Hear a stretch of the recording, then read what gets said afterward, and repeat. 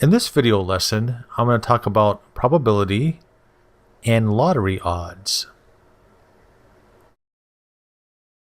Not long ago, I came across a newspaper article, and it read, "The lottery is our best hope, say 3 in 10.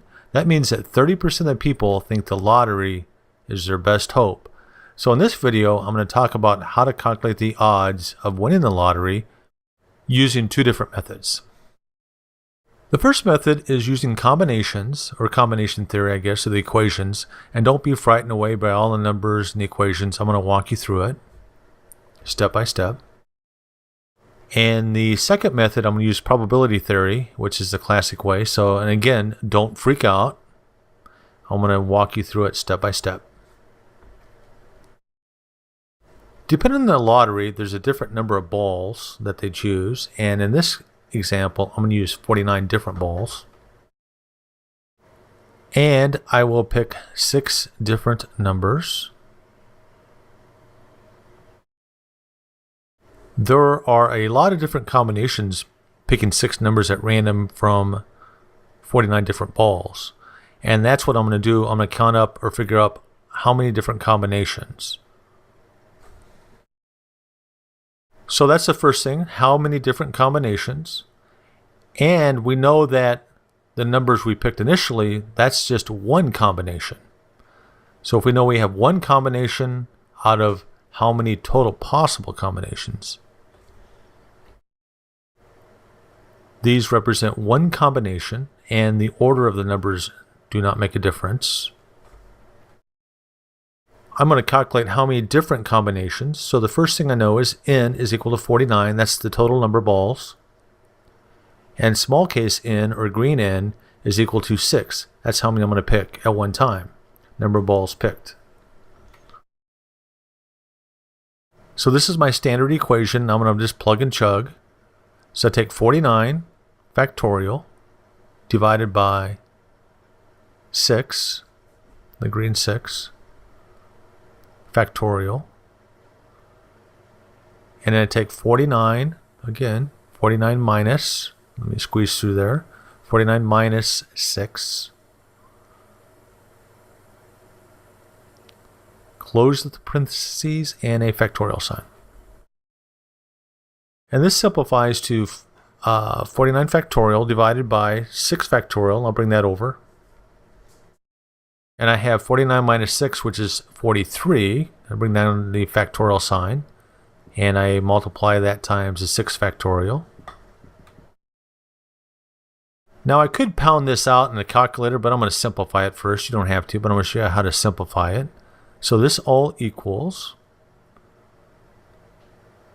49. Let me make my division line long there. 49 times 48 times 47 times 46 times 45 times 44 times 43 factorial divided by 6 factorial times 43 factorial.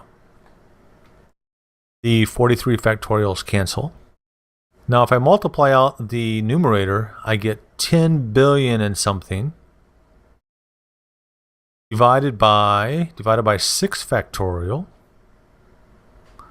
or 6 times 5 times 4 times 3 times 2 times 1, equal to 10 billion divided by 720.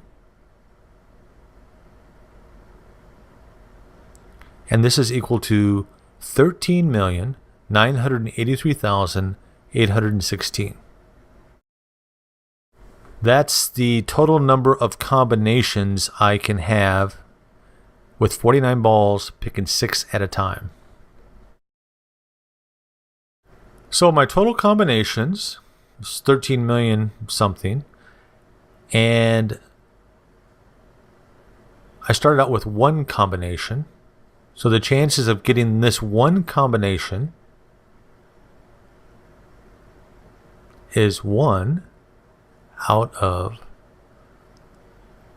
13,983,816. Now I'm going to use standard probability theory. This is exactly the same as the permutations I did with marbles without replacement.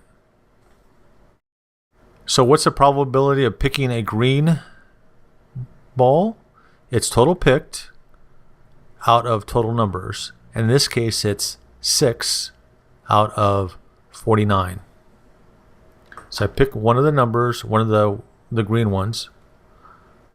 Now I have the probability of picking the next number is the total picked divided by total numbers. And this is what's the total pick that's left over. And it's going to be 5. So I have 1, 2, 3, 4, 5 numbers left over.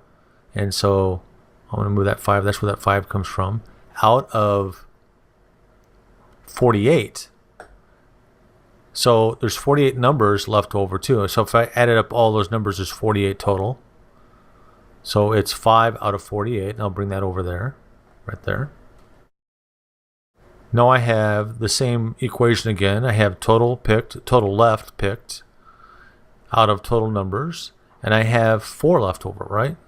So I have 4 out of 47. Let me bring that ball over.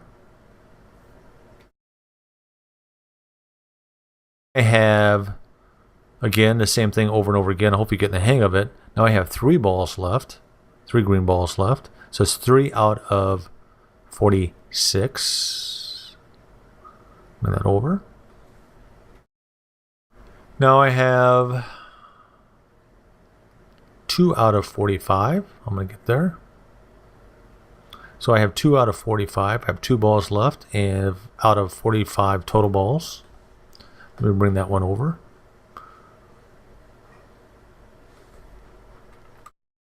So this isn't so bad.